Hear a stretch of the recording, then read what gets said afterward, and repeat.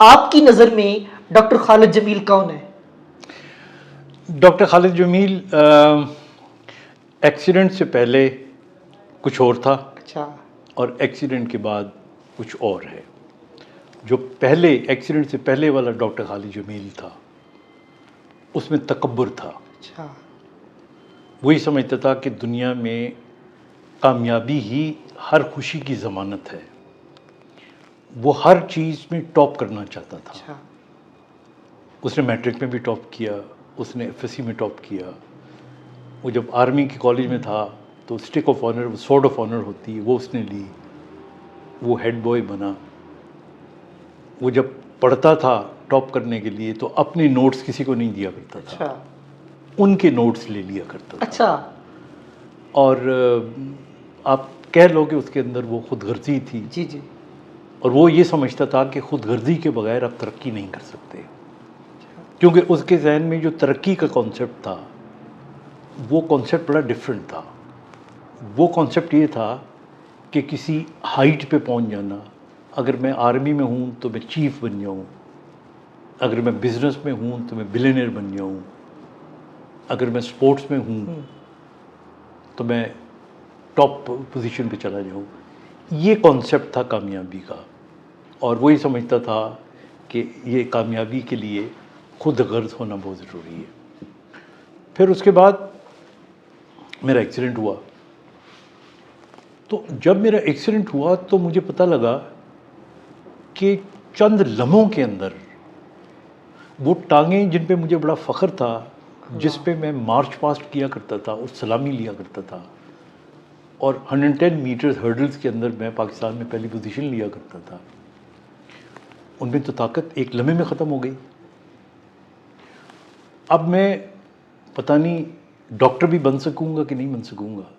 मैंने इतने बड़े बड़े ख्वाब बुने थे, मैं ये करूंगा, मेरी क्लिनिक ऐसी होगी, मैं इंग्लैंड में वहाँ पढ़ूंगा, अमेरिका जाऊंगा।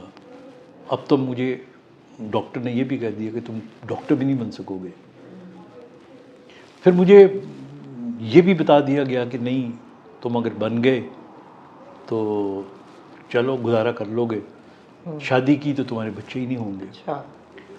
तो ये वाला जो डॉक्टर खालिद जमील जो अब मैं हूँ, इसने मुझे यकसर बदल दिया। मुझे लगा कि जो कामयाबी है वो ना तो कोई बड़ा डॉक्टर बनने का नाम है, ना अमीर बनने का नाम है।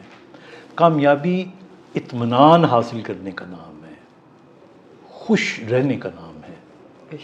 और अगर आप जो जिस काम के लिए आपको पैदा किया गया, जिस काम का ज़िम्मा आपने उठाया, चाहे वो छोटा ज़िम्मा ही क्यों ना हो, अगर आपने वो पूरा कर लिया, जो ज़िम्मेदारियाँ अल्लाह ने आपको दी, अगर आपको अल्लाह ने बच्चे दिए तो उनको पालना, अगर आपको स्टूडेंट दिए तो उनको पढ़ाना, अगर आपको मरीज़ दिए तो उनको ठीक करना, it does not matter you make a very big name और you don't make a big name, that is life.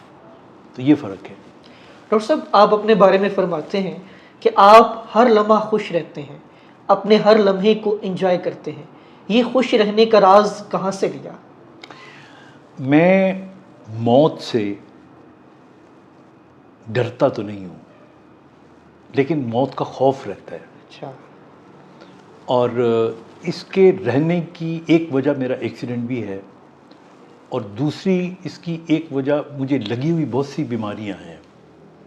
मतलब मेरी ये आँख नहीं है, बहुत कम लोगों को पता है। मैं दोनों टांगों में सेंसेशंस नहीं है।